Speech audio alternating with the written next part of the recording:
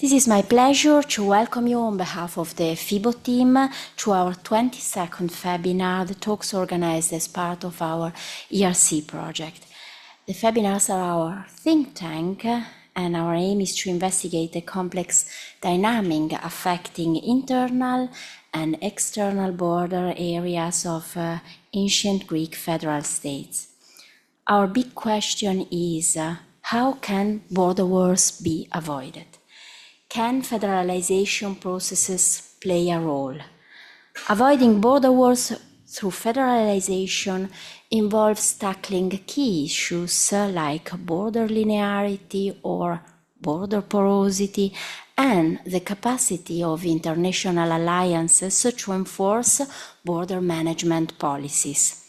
Might we find that the key to success lies in fostering grassroots border culture, so bottom-up, promoting a cross-border cooperation and maintaining a stable balance of power? Since intrafederal and external borders must necessarily be approached from various perspectives, and with different questions, FeBo organizes two distinct series of lectures, each with another focus, one on internal borders, the management of internal borders by federal states, and the other on external borders, crossing federal borders, ancient and modern. This FeBinar is the 12th one in the FeBinar series Crossing Federal Borders, focusing so on external border areas, and will focus on the role of Rome in the resolution of interstate territorial disputes within the Greek world. As we approach the fourth and maybe last year of the project, we are therefore focusing on the Hellenistic and Roman periods. By the way, it is also the period for which we have the most sources on the archaic and classical periods, a fact that cannot be overlooked. But this is another story. Back to the border wars in the Hellenistic and Roman periods. While working on my book on the border wars between Spartans and Argives, I came across a passage by Lucian from Icaromenipos, in which Menipos describes what he sees from the sky. From there, he sees Sainuria, a land long disputed between Argives and Sparta, in his own words. Then I looked at the Peloponnese. My eyes fell on the Sainuarian district, and the thought occurred that it was for this little plot, no broader than an Egyptian lentil, that all those Argives and Spartans fell in a single day. Such was the perception of Greek border wars during the era of Grecia Capta. Peculiar disputes over modest territories for which small communities were nonetheless prepared to shed blood. In a recent FeBinar session, a compelling thesis has been proposed that the expansive, almost global reach of the Hellenistic age paradoxically drove the Greeks to intensify their vigilance over strictly local matters. This heightened control over the borders of the polis, the smallest civic unit, occurred precisely as the rise of federalism, shifting alliances, and Hellenistic kingdoms were fundamentally redrawing the geopolitical landscape. To the eyes of these kingdoms, of these koina, such localized frictions must have appeared profoundly anachronistic. This sentiment was likely shared by Rome, which often found itself a reluctant arbiter in conflicts that had persisted for centuries, and this as a result of the wearisome procession of embassies to recall Green's words. One might wonder, how did Roman senators or legates navigate the legacy of decision previously rendered by arbiters appointed by the federal states? What unfolded when Rome in turn chose to delegate such judgment to a third-party arbiter? Furthermore, what was the true weight of a special relationship with a genuine or merely asserted between Rome and one of the contending parties. In 1995, Khaled Marx wondered, does it appear that the Senate began to exploit its role as arbiter to impose its will or further its power in the East? End of quote. These and other questions will be addressed by our guest, Professor Francesco Camia. Francesco Camia was a fellow of the Italian Archaeological School in Athens, where he got his specialization in archaeology in 2004 with a focus on epigraphy and Greek antiquities, while in 2007 he got his PhD in ancient history from the University of Rome La Sapienza. From 2008 to 2015, he was a researcher at the Institute of Historical Research of the National Hellenic Research Foundation in Athens. His research focuses on the following topics: Greek epigraphy, Greek religion, the economics of cults, institutional and social aspects of the Greek world during the Roman era, Roman Thrace. He has focused in particular on imperial cult, a subject on which he has published several articles and a monograph, as well as on relation between Rome and the Greek polis in the Hellenistic age, in his book Roma e le Poleis, l'intervento di Roma nelle controversie territoriali tra le comunità greche di Grecia e di Asia Minore nel secondo secolo a.C., le testimonianze epigrafiche, Athens 2009. So we are really honored to host the FeBinar he will give on Rome and the resolution of territorial interstate disputes in the Greek world during the 2nd century BC, a reprisal. Floor is yours. Thank you. Thank you, Elena. I thank very much Professor Franchi for her invitation today to give a seminar in the series that she leads in the framework of the ERC project on borders and interstate boundary conflicts. So it's an honor and a pleasure to be here. And what I'm trying to do tonight is to give an overview of the role of Rome in the resolution of territorial disputes in the Greek world. So, in order not to waste time, I'm going to start at once and will share my PowerPoint presentation. Okay.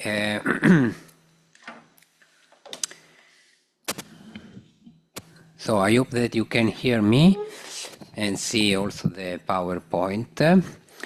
So Rome's intervention in boundary disputes between Greek polis may be regarded as one aspect of Roman imperialism. The connection between these two phenomena, however, is not straightforward.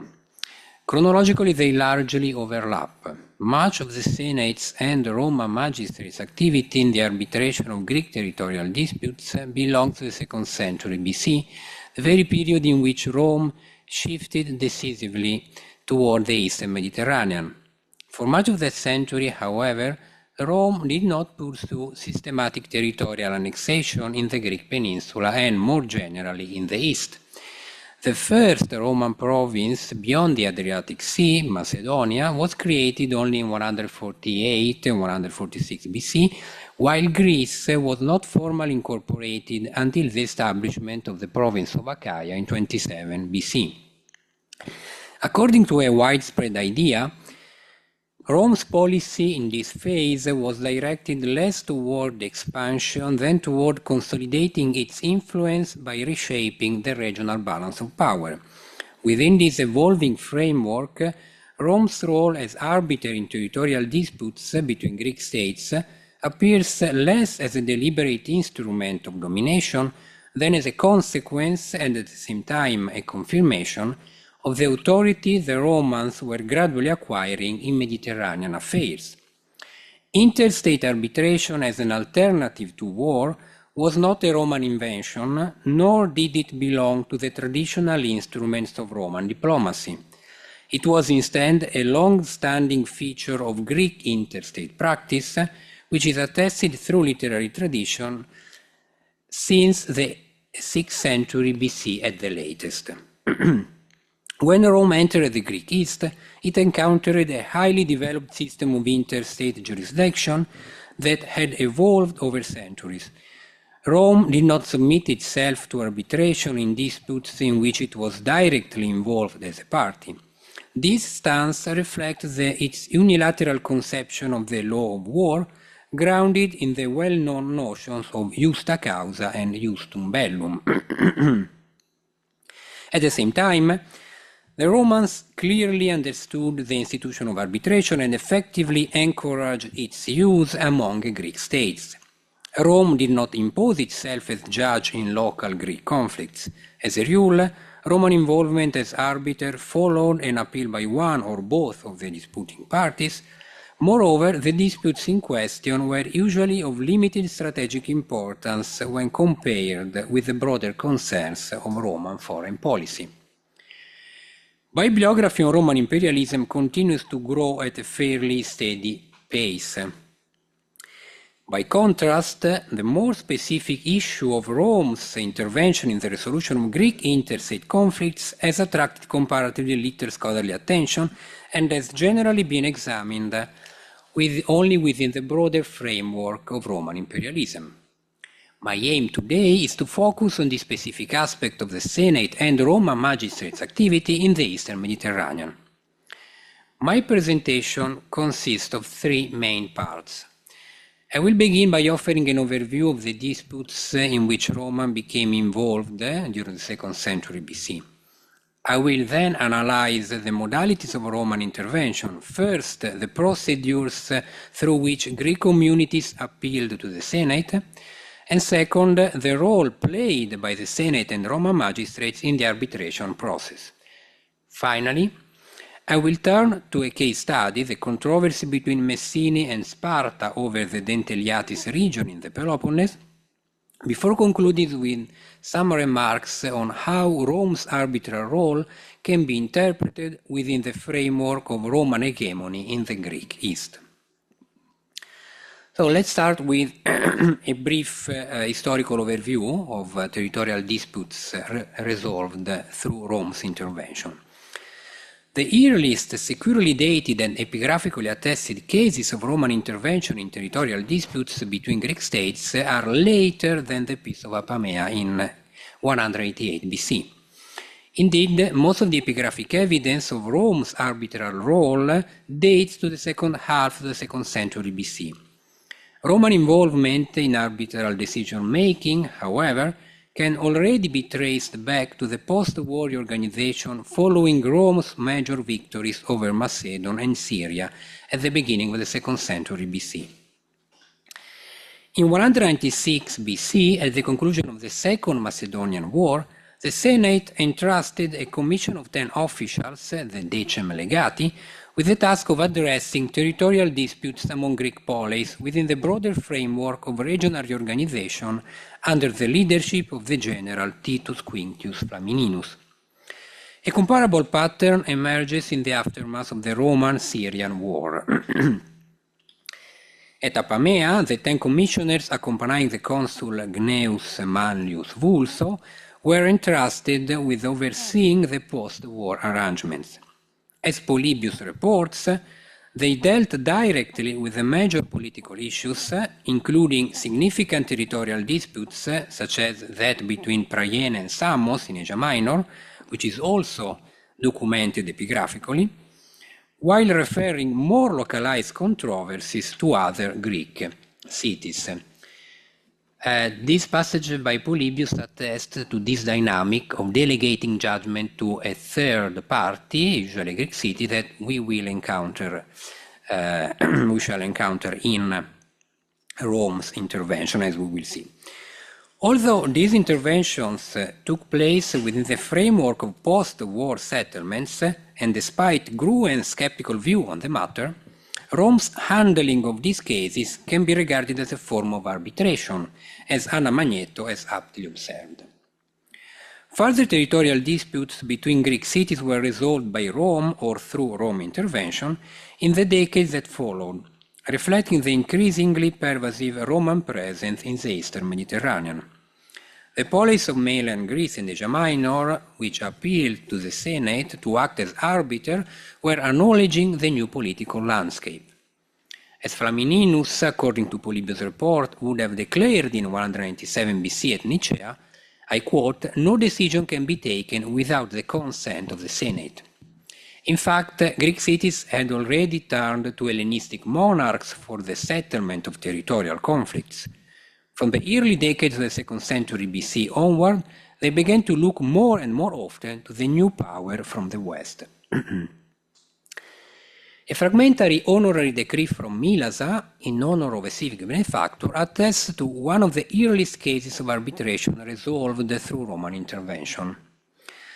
The text of this inscription refers to a territorial dispute with Stratonicea, whose resolution apparently involved the Roman Senate.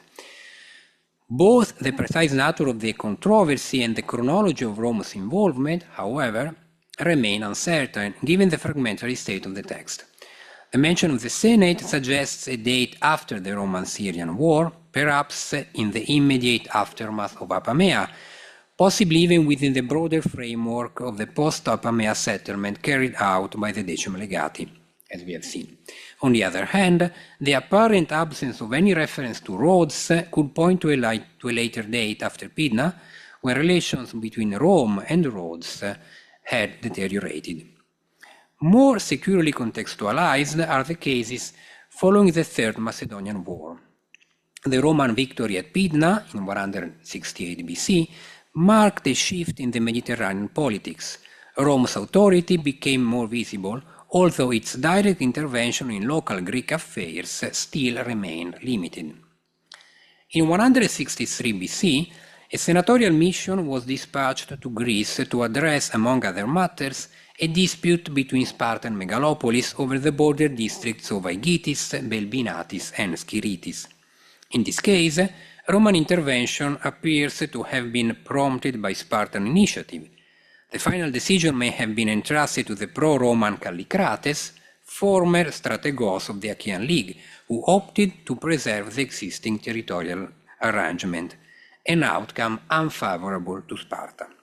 The creation of the province of Macedonia in 148 BC and the dissolution of the Achaean League 2 years later did not fundamentally alter this pattern.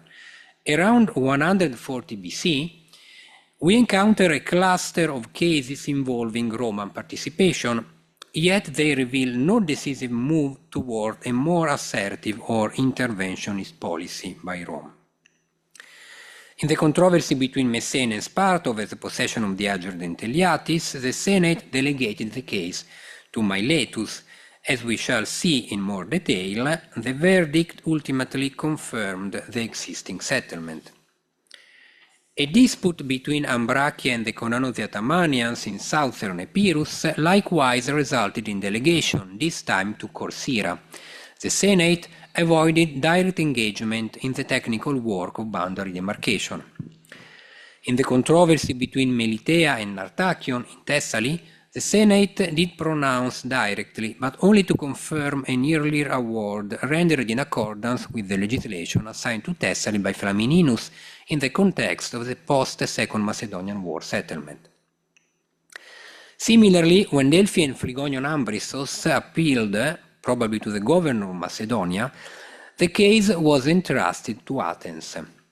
The permanent presence of a Roman magistrate in the Balkans made recourse to Roman authority more immediate, and this was true for southern Greece as well, though Greece was not yet a formally provincialized territory, but it did not lead to any systematic centralization of arbitral procedures.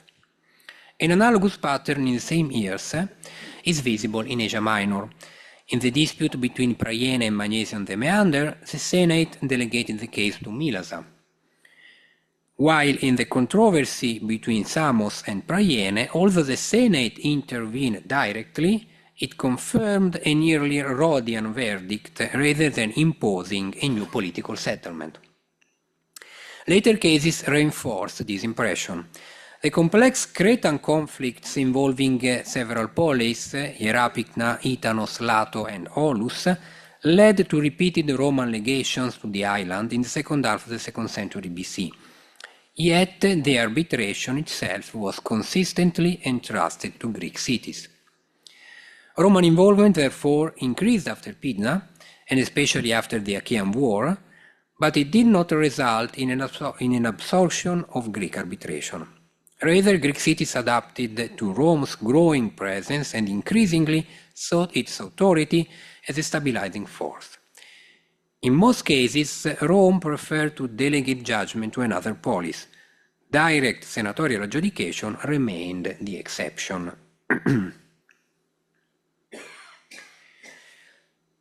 In the majority of cases, the Greek polis appealing to the Senate were formally free cities, communities that described themselves and were described in Roman official language as friends and allies of the Roman people.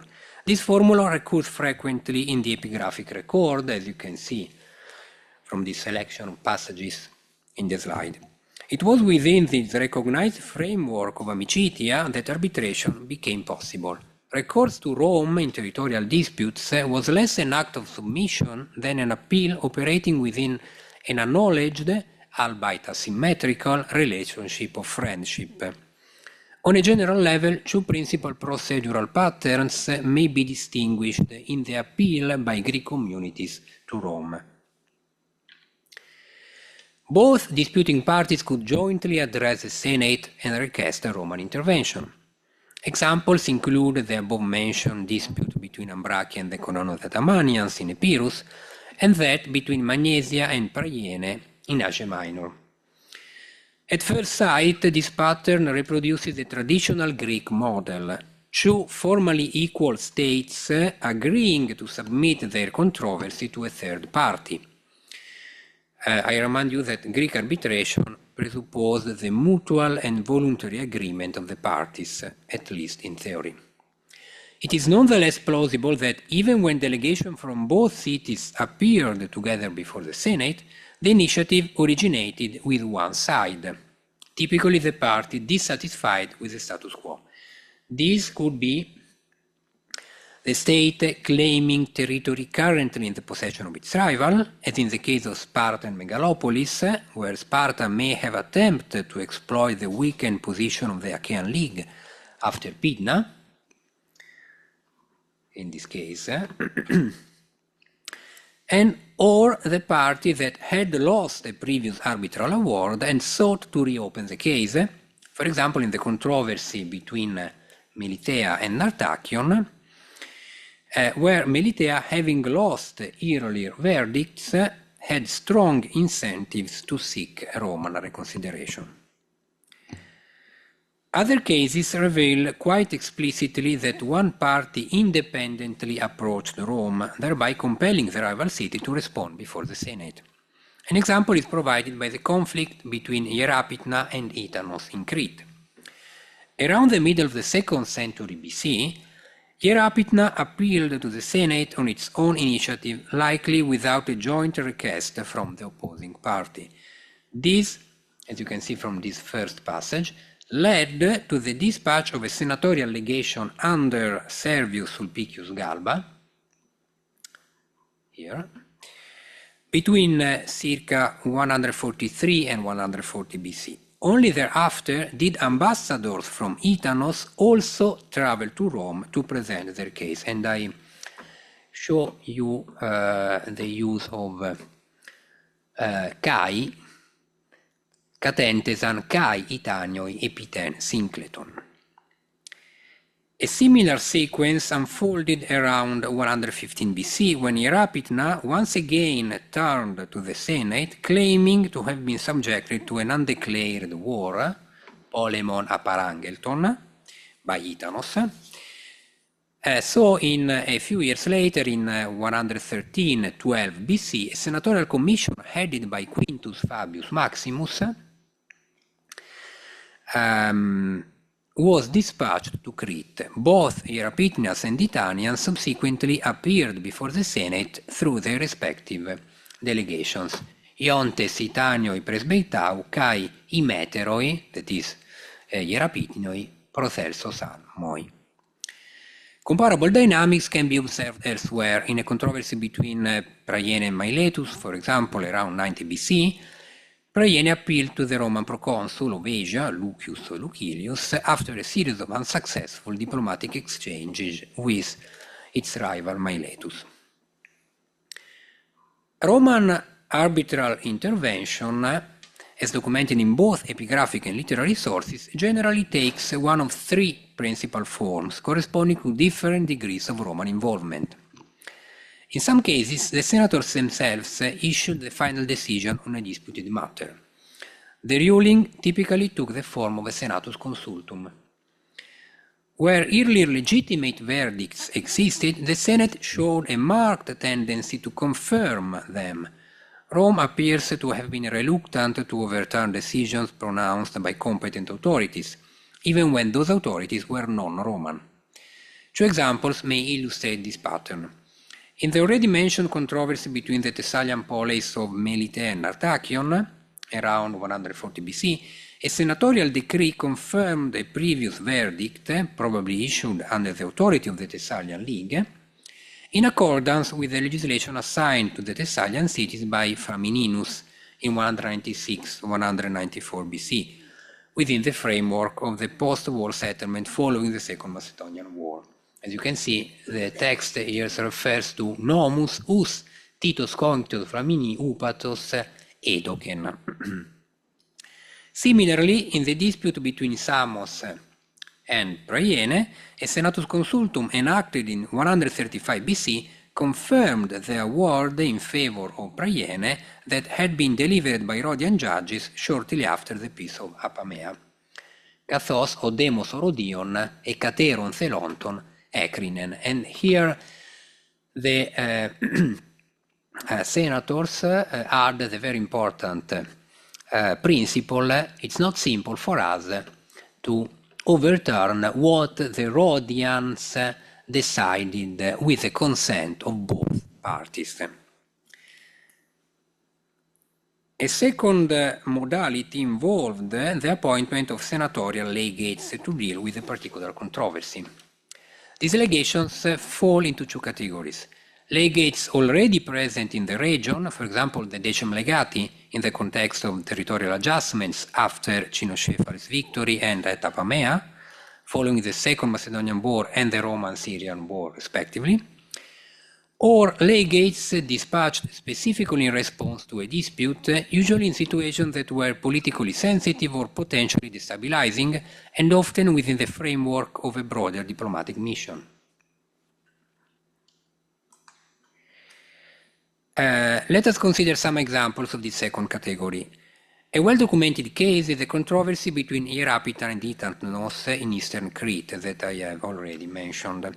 A first allegation headed by Sulpicius Galba intervened in the context of an ongoing conflict involving several Cretan poleis. The dispatch of Roman envoys, prompted at least in part by an appeal from Hierapitna, as we have seen, led to the hearing of ambassadors from both cities before the Senate. A second legation led by Quintus Fabius Maximus Eburnus in 113-112 BC was likewise connected to the same larger conflict between Knossos and Gortyn that involved other Cretan polis as well. We have also an information by Strabo about this conflict and about a victory of Knossos over the Gortynians. Hierapitna had appealed to the Senate, claiming to have suffered an undeclared war at the hands of Itanos during the consulships of Marcus Aemilius Scaurus and Manius Aquilius Balbus. Roman envoys were again dispatched, and both parties presented their case before the Senate. Another example is the above-mentioned senatorial mission of Manius Sergius and Gaius Sulpicius Gallus to Greece, connected with a dispute between Sparta and Megalopolis, as reported by Polybius. The historian also makes clear that the mission had a broader purpose. So Polybius says they were sent to investigate on the dispute between Megalopolitans and Spartans, but especially to investigate to monitor the situation in Greece, and especially to investigate Antiochus and Eumenes. This example suggests that the dispatch of senatorial legations in connection with Greek territorial disputes should not automatically be interpreted as evidence of systematic Roman interference in the internal affairs of Greek states. And finally, there is a third modality of Rome's arbitral intervention, delegation of the final judgment by the Senate to a third party, usually another Greek city. This pattern is particularly revealing. When it could not rely on the authoritative prior verdict, the Senate tended to entrust the decision to another polis, while at the same time indicating through a senatus consultum a guiding principle or formula according to which the judges were to decide. Several well-documented cases illustrate this practice. Again, in the controversy between Messene and Sparta over the Ager Dentaliatis, Miletus, as you can read from the text, was instructed to award the disputed territory to whichever city possessed it at the time when Mummius was present in Greece. You can see Oteleucus, Mommius, Ipatos e Anthipatos, Enecaenete, Parcheia e Geneton. In 140 BC, and again 30 years later, Magnesia was directed by the Senate to assign the territory contested by the Cretan polis of Ierapetra and Itanos to the parties that possessed it at the outbreak of the war, which had been resolved by the Roman legates led by Sulpicius Galba. In the dispute between Magnesia and Priene, resolved around 140 BC by the judgment of Mylasa, the latter was instructed to award the territory to whichever city possessed it at the time where it had entered into relations of amicizia with Rome.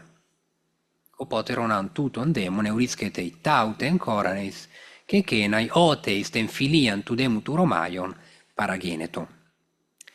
Comparable mechanisms can be observed elsewhere. This last case, so the case of the controversy between Magnesia and Meander, offers also a particularly clear illustration of the procedural sequence. So the Senate first charged the praetor, Marcus Aemilius in this case, with assigning an arbiter acceptable to both parties, or selecting one himself if agreement between the parties proved impossible.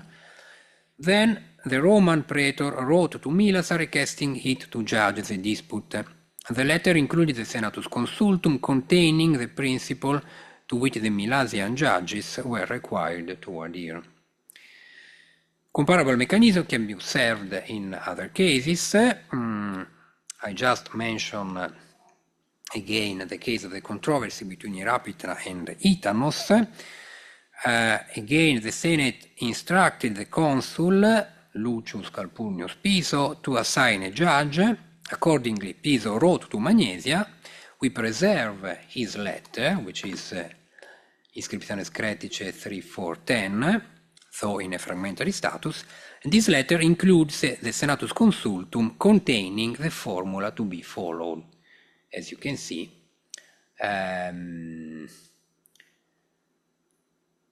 on tropone catero itauten ten coran kai ten neson ne nome meno ieies ante protuemera e opolemos en autois erxato. So how this polis, whichever of these polis, possessed the contested territory the day before the break of this war. It has long been observed that this formula fixed by the Senate derives from Roman civil law, more specifically from the Interdictum Uti Possidetis, an edict issued by the praetor to protect existing possession of land when such possession was challenged. In the context of Greek interstate arbitrations, The Senate has been compared to the praetor, who framed the legal issues in iure, while the arbitrating city would assume a role analogous to that of the iudex, who determined the facts. This mechanism has occasionally been interpreted as a form of manipulation of Greek arbitration through externally imposed, that is to say, Roman constraints. Well, two main objections have been raised. First, the formula would restrict the effective freedom of judgment of the arbitrating city. The formula undoubtedly introduced an external criterion which the judges were required to follow. Yet this was essentially a procedural, indeed a formal constraint designed primarily to facilitate the process of decision-making. Moreover, as Anna Magneto has suggested, Greek arbiters were not mechanically bound by the Roman formula. They were able to take additional criteria into account in their judgment. In the controversy between Ierapita and Itanos, for example, the Magnesian judges determined that the Italians had possessed the contested territory not only at the temporal terminus fixed by the Roman formula, but indeed ab origine apotesarches, from the very beginning. In this regard, Anna Magneto has aptly observed that while operating within the constraints laid down by Rome, both the Greek contending parties and the arbiters adopted typically Hellenic criteria and forms of reasoning. Second, it has been argued that, at least in one specific case, the Roman formula was designed to favor one of Rome's allies. The case in question is the dispute between Magnesia and Priene in the middle of the 2nd century BC. In this case, the formula fixed by the Senate identified as temporal terminus the moment at which each city had entered into amicizia with Rome, as we have already seen.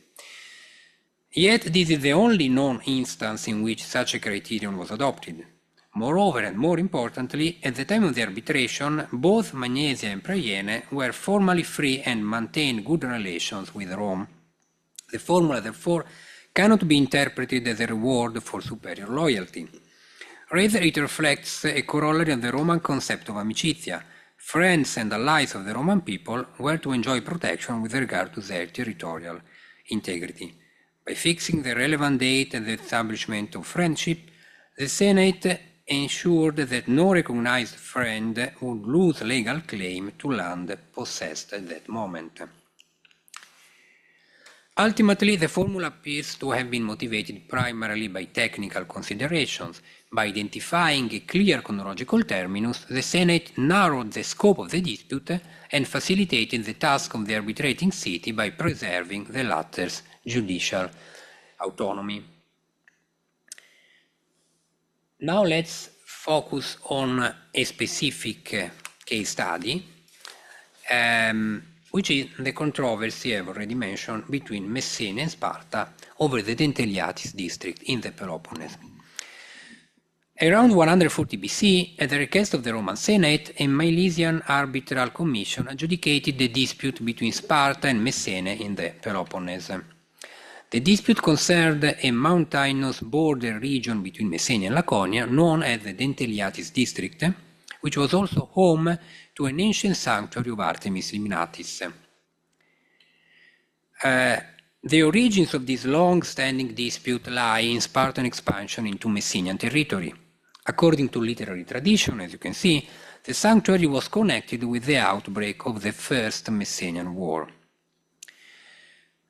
A passage in Tacitus' Annales preserves a dense yet apparently coherent retrospective account of the conflict, allowing us to reconstruct its principal phases prior to the Milesian judgment, and in fact even beyond it, down to Tacitus' own time. After the Battle of Chaeronea, 338 BC, Philip II of Macedon established an arbitral tribunal that awarded the disputed territory to the Messenians. At a later stage, Sparta regained possession of the land. Then a subsequent Macedonian ruler, most probably Antigonus Doson, once again assigned the contested region to Messene.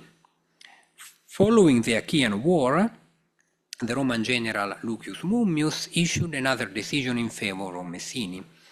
This intervention must be understood within the broader reorganization of Greece carried out by Mummius and the Decem Legati after the defeat of the Achaean League in 146 BC. Only a few years later came the judgment rendered by Miletus, which is documented in detail by a long inscription engraved on the base of the statue of Nike at Olympia by the 5th century sculptor Paionios. And you have an handout. Maybe I can share it in the chat. yes, see, okay, okay, okay.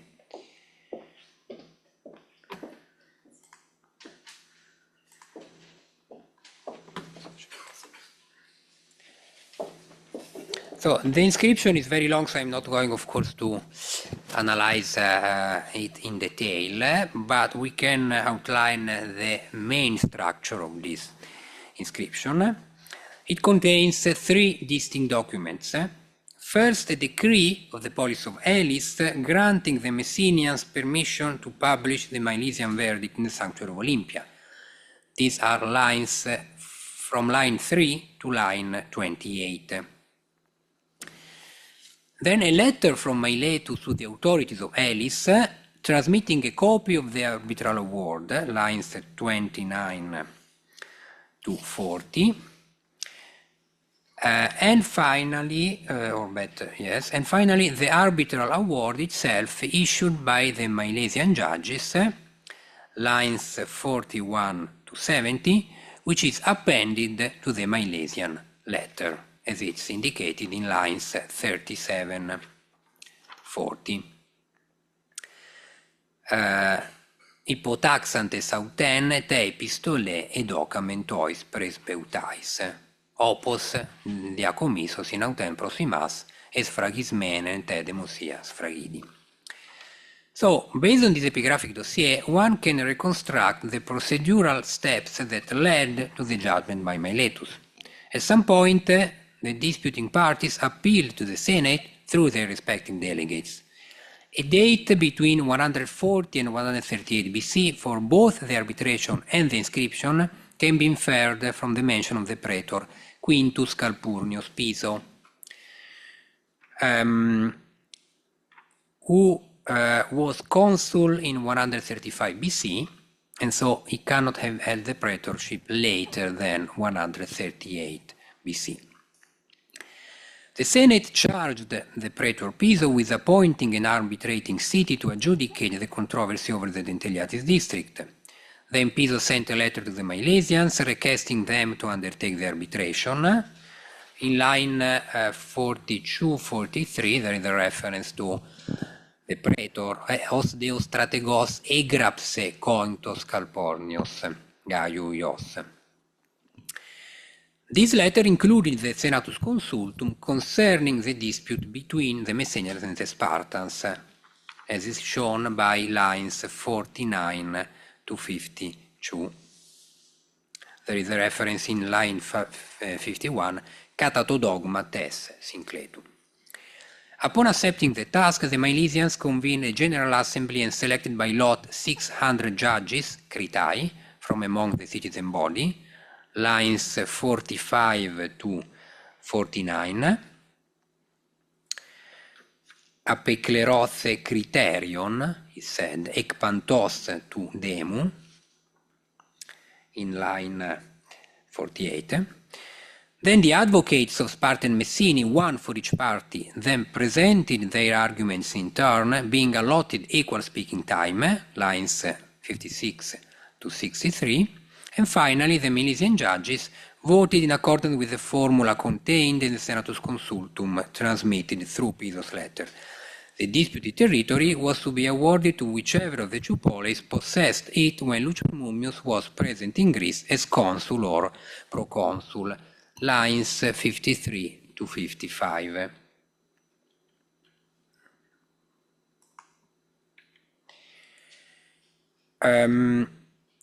This indication refers to the biennium 146-145. Mummius was sent to Greece in 146 to command the Achaean War and remained there in 145 with proconsular imperium.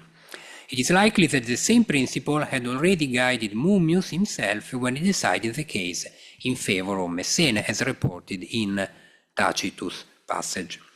The arbitral court concluded that the controversy, I translate lines 63-66, the contested territory was in the possession of the Messenians when Lucius Mummius as consul or proconsul was in the province, and that they should therefore continue to possess it.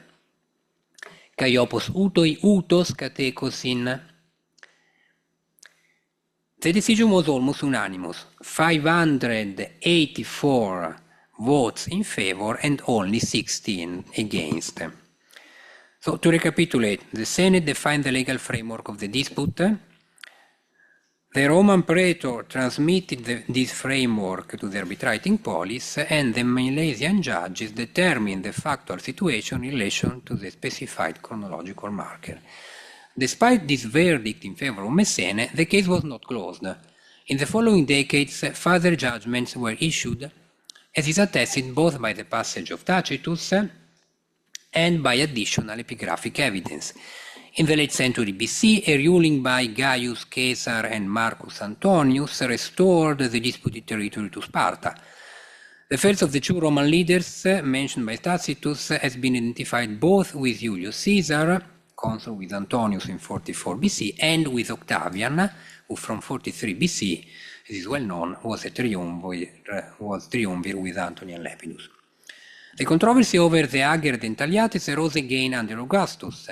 A decision by the Praetor Achaeae Attidius Geminus, probably governor of the province, likely to be dated to the final decade of Augustus' reign, can be interpreted within the wider context of the dismantling of Spartan Periekic holdings and the establishment of the koinon of the free Laconians, the Eleuterolacones.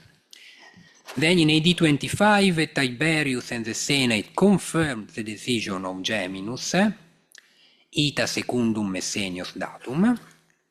And finally, in AD 78, a new demarcation of the frontier between Laconia and Messenia was carried out, possibly within the framework of a broader revision of civic territories in Achaia following the restoration of provincial status under Vespasian.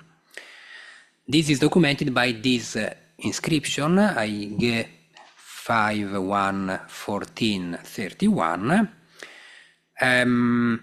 in which it stated that a new delimitation was executed by an imperial freedman acting as corometres, this Vespasianua Peleutherus monom itos corometres, tus progegramenus orus Antibaloni pegrapsa, through the installation of a series of inscribed boundary stones, oroi, several of which have been discovered. Here you have some references to these some 10 oroi that have been discovered along the borders of Sparta and Messenia.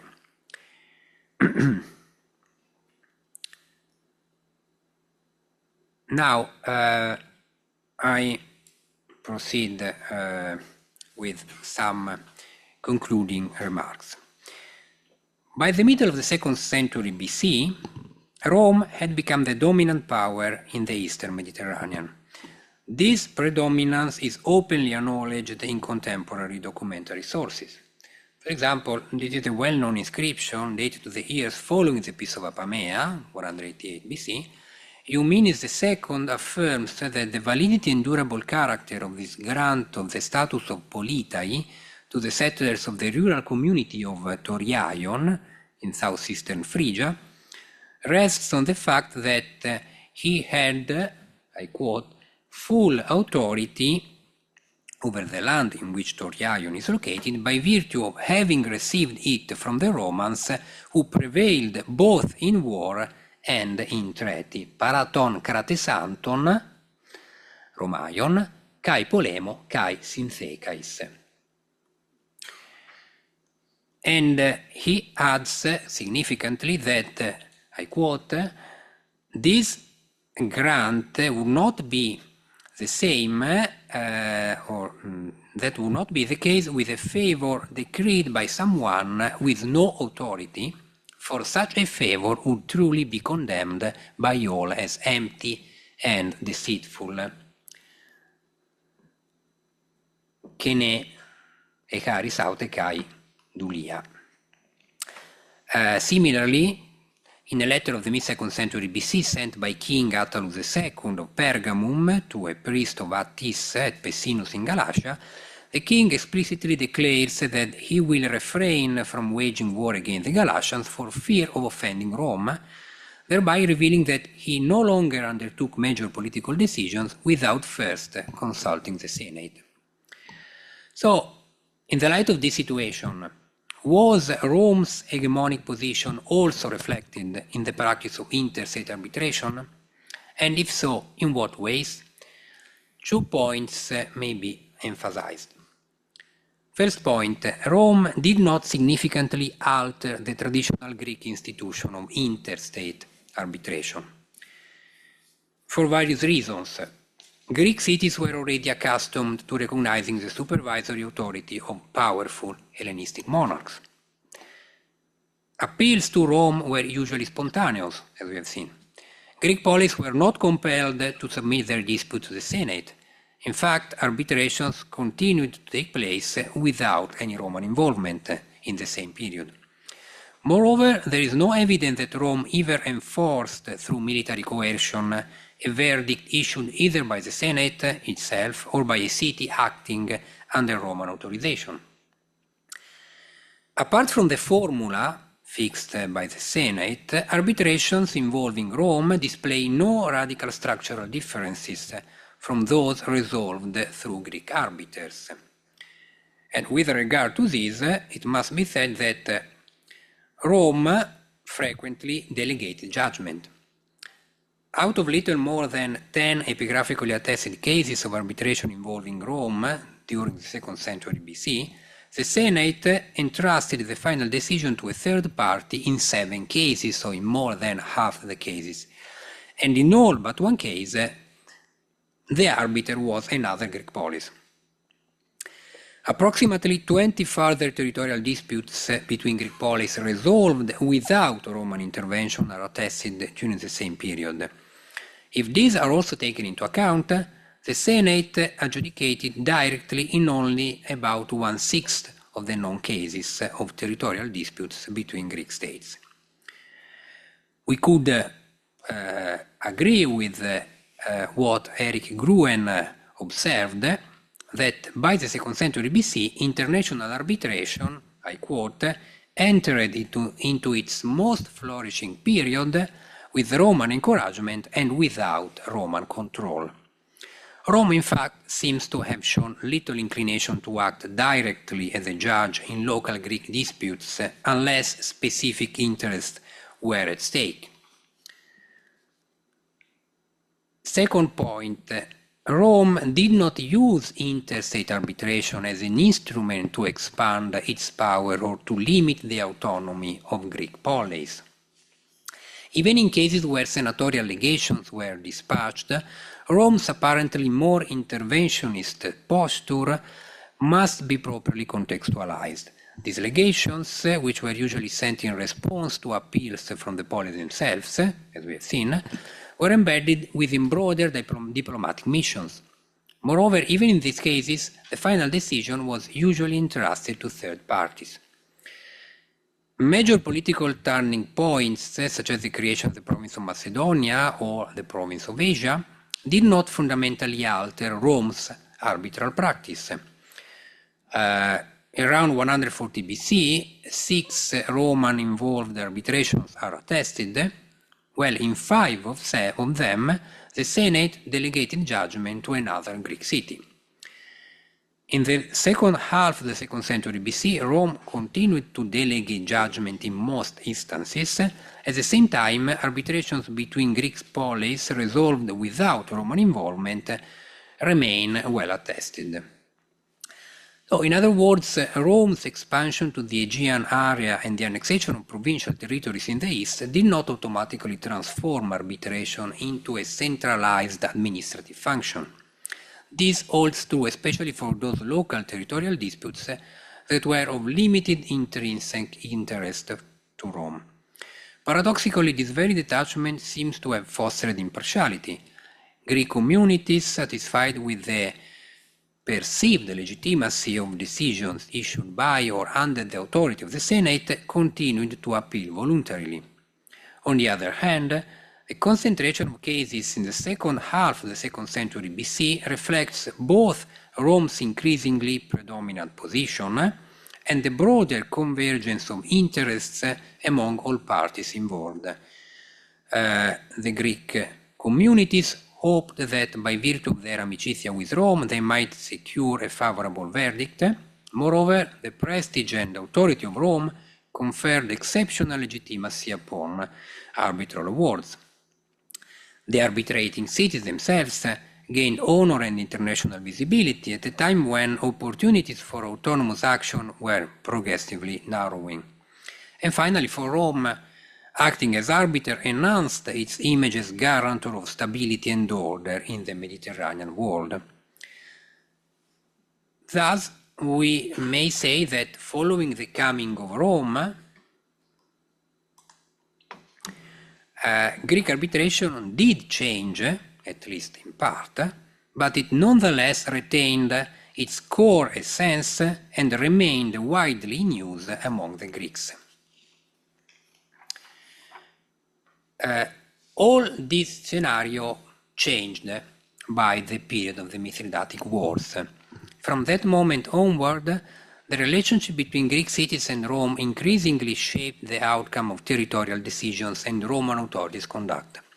In the later Republic, an era marked by repeated military crises in the Aegean, senatorial and magisterial rulings on contested territories often took the form of political rewards granted to cities aligned with Rome, or they reflected the specific interests of Roman leaders competing for power in that turbulent period. A well-known example is the grant of Asilia by Sylla to the sanctuary of Amphiaraos at Oropos on the border between Attica and Boeotia. Sylla's grant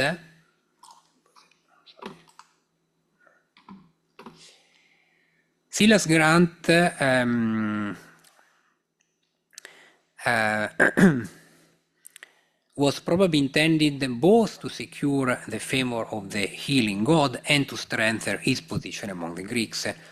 That decision triggered a prolonged dispute between the Boeotian city, Oropos, and the Roman Publicani, which was resolved only in 73 BC by a ruling of the consuls Marcus Terentius Varus and Gaius Cassius Longinus. Their decision was ratified by a Senatus Consultum, partially reproduced in a letter addressed by the consul to the city of Oropos. Oropos 308 is this very long inscription, is basically a letter of the consuls Varro and Longinus to Oropos containing, among other documents, containing a portion of the Senatus Consultum which ratified the final decision of the two consuls in favor of the sanctuary of Oropos.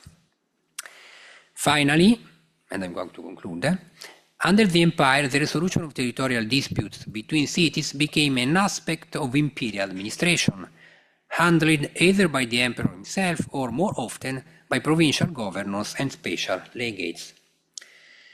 A well-documented example is provided by the Decreta issued by the imperial legate Gaius Avidius Nigrinus during the reign of Trajan, concerning a series of territorial disputes between Delphi and 4 neighboring polis. This is one of these documents. Arbitration was no longer an interstate institution operating within a system of formally autonomous states. It had become an administrative act emanating directly from Roman imperial authority. Thank you very much.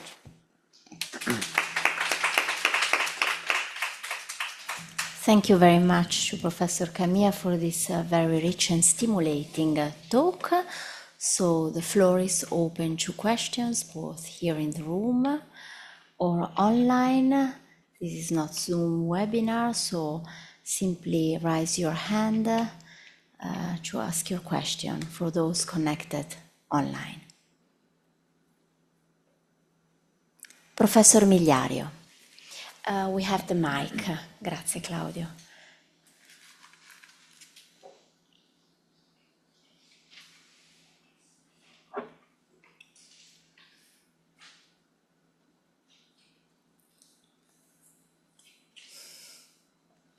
Ci impiega un po' a volte, Ecco. Let me thank Professor Camia very much, because this lecture is really very interesting to me, and now I am telling you why. I am working about the Sententia Minuciorum, which is an arbitration from two legati from the Senate in Rome, and it's a document issued in 117 BC. But which strikes me a lot is that the inscription that you showed us, this one from Olympia, about 140 BC, it's contemporary to very famous inscriptions from Veneto, the determination of the borders between Ateste and Patavium, issued ex senatus consulto by a proconsul who had been a consul before in action in Veneto. But my question is, I must ask you to go back to that text from Magnesia on the Meander, that one about 140, this one, yes, because this filia to demo is just a filia, was it a summa key as well? So there were foedera between Rome and this polis, because when the arbitration were about Western provincial cities or communities, or Italian but not within Rome's Italy, usually they moved from a feudus. What do you can say about the Greek situation of the polis? And that from Magnesia on Meander in Greek says something like terminus statui iussit. The Greek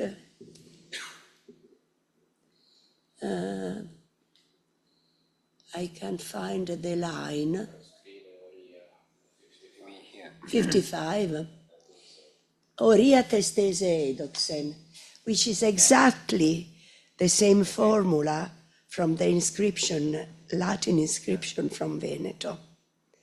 So it is striking because we have in the same period arbitration not only in Greece but in western northern Italy as well, and northeastern Italy as well. And the formula looks absolutely the same. And another very interesting to me, but I said that this relation was full of interesting things, that border from Messene, the stone, the terminus from Messene, there is a corometres It is the Greek translation for land surveyor. So all these interventions were done with a staff of technicians and experts. So it was not an easy task to get over, because these legati from Rome had to carry with them a staff of 10, 20, 30 people who came to do the work on the ground. So thank you so much, because you gave me a lot of new ideas to develop about a contemporary Italian case. Thank you so much. But what do you think about these chorometres or this formula? In the inscription of Magnesia. My question is, did the Senate translate a Greek formula coming from the Hellenistic kingdoms or the polis, or is this a translation of the ex senatus consultum iusit in Greek, as Umberto Laffi writes in his book Scrivere in Greco, in Greco per i Greci? What do you think about this point? So thank you very much, and then I will ask you the exact reference to this, to the controversy in Northern Italy. It's very interesting. First, the issue about the friendship, about the existence of a fidus. In reality, in most cases, this formula does not, which recurs quite frequently. I just put a selection of cases, but there are other in which these people are called philoi or friends and allies. So usually, it is usually held, and I agree with this opinion, that this not presuppose the existence of a formal treaty, which we actually do not know for most of these. So, sorry, you know that the Latin formula, the status was civitas amica et socia populi Romani, but philia is just amicitia. So I would, sumacia as well. I would think in most cases this doesn't mean then we cannot have cases of formal treaties. We know some of formal treaties between Greek cities and Rome. But in most cases, I think that this status of friendship was more informal, let's say more general, a sort of framework within which, of course, the relation of a polis with Rome was better than without this framework of friendship. As for the specific case of Magnesia, basically this is I think that this is basically a translation in Greek of the letter of the Magister, because this is a dossier in reality. It's more than one document, and this is the letter of the praetor, which includes the Senatus Consultum. So in fact we find formula in this case that exactly translate the original Latin, and as for the chorometres, and this is of course quite a late case, because it's of the case dated to the imperial period. In this case, it seemed that Rome, so the emperor, assumed on itself the task of making the delimitation, while in the cases dated to the 2nd century BC, actually the Senate, even when legates were sent in loco, usually if there was a demarcation on the territory. So the demarcation was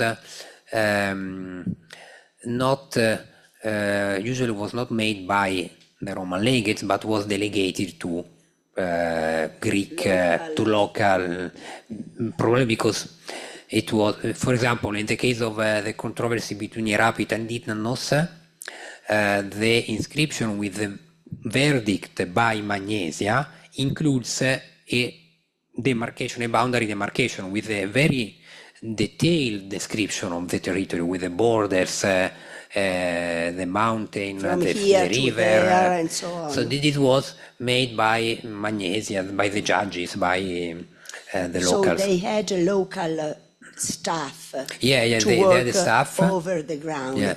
And in this case, now I read it better than before. Corometres tus proge gramenus aurus. So it was just a check of... Yes, it was a check. And in fact, in the previous lines, there is a real description of borders with a reference to these oroi, where they are located, basically. So this corometer just said It's a confirmation, okay like yeah. that. It's Thank you. Thank you very much. And in fact, this oroi, this is the two formulae one encounters in this oroi, which have been found on the territory. There are about 12 oroi found in different times. Thank you very much.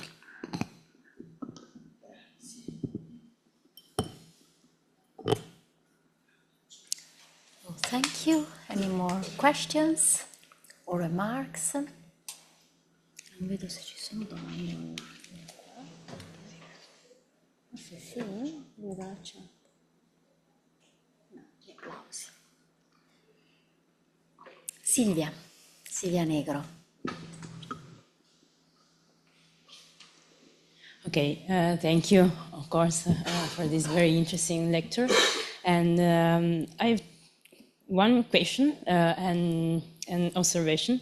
The observation strictly is linked with your conclusion on the actual interests of Rome on these conflicts, because I find really interesting the case of Iropina and Itanos, because the second appeal to Rome is actually due to the fact that the first decision was not put into practice, actually, if I'm not wrong.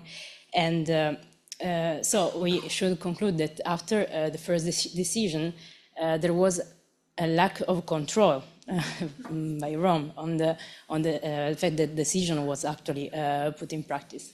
And so this is the first observation. And I wonder if we have other examples of these cases, but probably it's like an unique, I think, is very rare.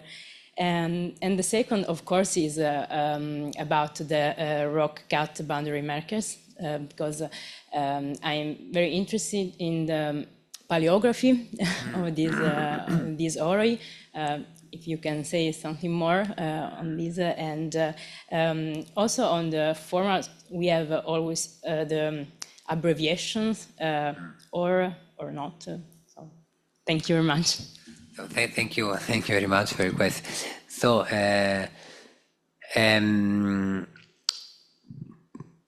so your first question. Yeah, it's true. In that case, especially in that case, we have basically two interventions by the Romans with two different legations at a distance of 30 years. And in both cases, the final judgment was delegated to Magnesia. In reality, the fact that we could say the Romans did not take such care of the preservation of the situation happens also in other cases. We have cases even in the Sparta and Messene controversy. In reality, the passage of Tacitus shows that basically the issue was not closed and was reopened in various ways. But even in the case of Samos and Priene, we have a settlement during the post-Apamea post-war settlement, judgment by Rhodian judges. So even in reality, even the intervention of Rome in some cases is not respected, we could say. So does not close the case. And so the second question was about the oroi. about the oroi. Yeah. So the oroi, about the paleography of the oroi, I'm afraid I cannot say much. Basically, these are connected with this delimitation, so they are dated evidently to this period. I also wondered if this chronology in each case can be ascertained, so I did not focus, I must say, on the paleography.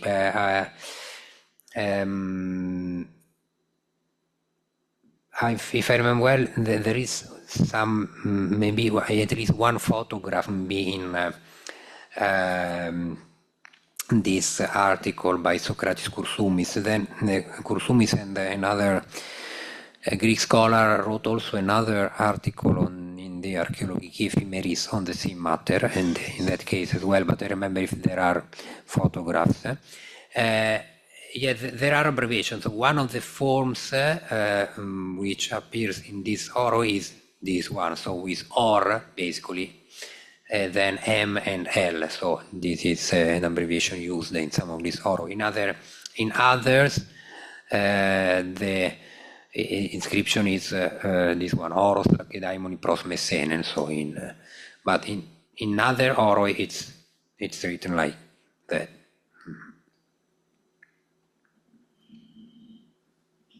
Thank you. Claudio?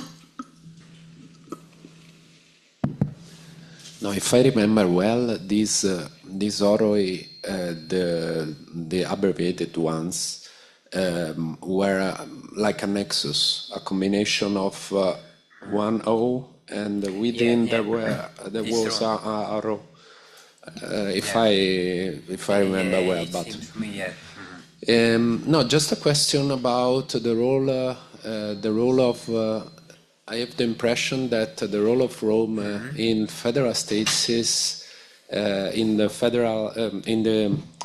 interpolis arbitration is similar to the federal states, because if one considers the new inscription about the arbitration Messene Megalopolis, one can see all the long let's say the long ether, the long way to assume a final decision that must pass through to a commission, to a gemones, to at the end comes this committee of Milesians.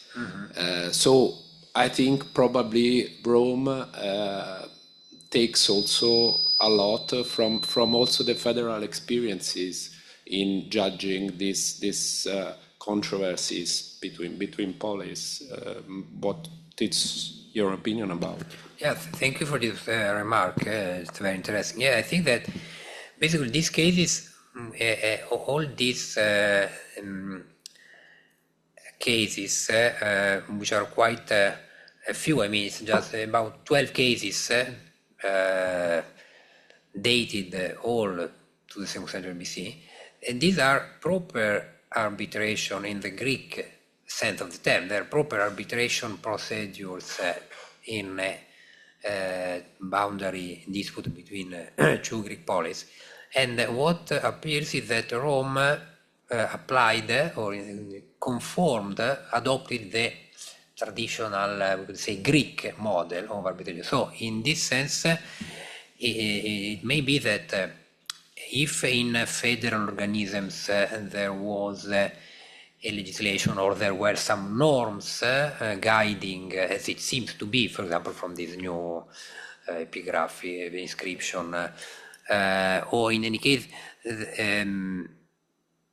there were, or in some cases, a procedure was applied for resolving disputes between members of the federal state. I think, for example, the koinon of the Thessalian koinon. So the dispute between Melite and Artakion was resolved according to the new laws given by Flamininus, but it was resolved by the Thessalian koinon, not by the Roma, or by Flamininus. We were today discussing of this case with Alice Rieti, one of our PhD students, and apparently there, probably online, there is also Richard Bouchon. There is a federal, let's say a federal, I don't know, law that framework, some legal framework, that try to regulate this kind of conflicts. Yeah, and more in general, of course, when I say basically adopting the opinion that already Eric Gruer had expressed on the fact that Rome intervention in this role as arbiter does not indicate, a more interventionist stance by Rome. This does not mean, of course, that the intervention of Rome also reflects the increasing hegemony of Rome. Of course, this is a consequence of the hegemony of Rome. But I think that Rome did not use this as an instrument. Rome had other instruments to limit autonomy of the Greek policy, or in any case to implement her total hegemony over the Mediterranean. So this was, in this case, it seems that Rome more adapted itself to the Greek interstate arbitration than exploiting it for other purposes. This, of course, is part of the more of the much larger theme of imperialism. Of course, I could not analyze deeper because it. But maybe, of course, the specific theme of the resolution by Rome of interstate disputes has received relatively little attention, but while on the Roman imperialism there is still, of course, a very strong opposition between opposing views on the specific theme, there is quite a general consensus that, in fact, Rome was not so interested in resolving these disputes and more adopted to these Greek appeals, let's say. I think there is a question by Richard Bouchon. No, it's just an observation, a remark. Thank you very much, Francesco, for the lecture. I would like to say a few words about the Militea-Nathakion dispute, because we know that the Thessalian koinon first tried to judge, to arbitrate, and they delegate the arbitration to people from Samos, Colophon, and Magnesia, as is well written in the Senatus Consultum. But we know we have this the inscription of this first arbitration, which was displayed in the federal Etonian for federal cultic. Le sanctuary, the federal sanctuary at Etonion. I've read it more carefully. It's known for a century ago, but I read it, and we know the way it began. The dispute. Both cities went with a memorandum to the koinon and said, "This is my frontier, my borders. Oh no, this is my border." They carved both the memoranda on the stone, and the city of Nathakion were found victorious because as we know from the inscription from the Senatus Consultum, and the inscription was displayed in the federal sanctuary. But 2 years later, I think Militea not happy with the result, and they decided to go to the Senate. So it's, as you said, an appeal. It's the second arbitration, very close to the first one, and they came back both with the senatus consultum, but the inscription was displayed in Narthacium, not in the Thessalian sanctuary. This is interesting, I think, to have an idea why Rome was involved in the second arbitration. It's not Rome's will, but it's the city's will, and not even the koinons, I think, which was not involved in the second arbitration, or the embassy or delegation to Rome, to the Senate, I think. Thank you very much, Richard. Thank you for this. I'll send you the new text of the it's very interesting. And so thank you very much for the remark. Yes, and so I think that this shows that Greek cities tried in some cases to reopen cases, and so they tried to use also even Rome for this purpose. It's the last chance to win. Yeah, and in other cases as well, it's interesting the fact that they both parties basically adduced evidence, written evidence, oral testimony. There are other cases in which, and the judges say this party claimed that the land was its own based on this, and the other party saw that there was. So it seemed that for the Greek states, these issues, these boundary disputes were very important. I mean, were very important actually.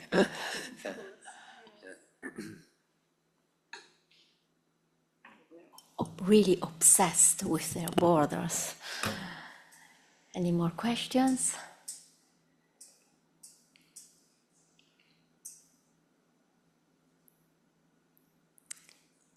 Here in the room or online?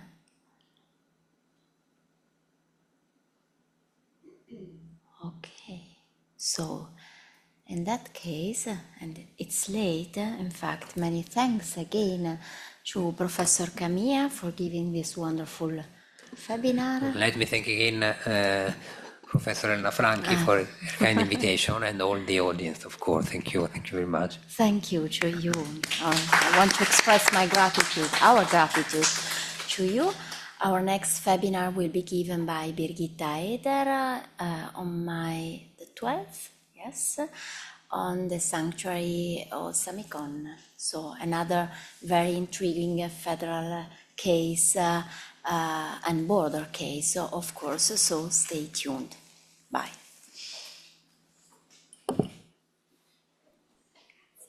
Thank you very much. Bye. Thank you.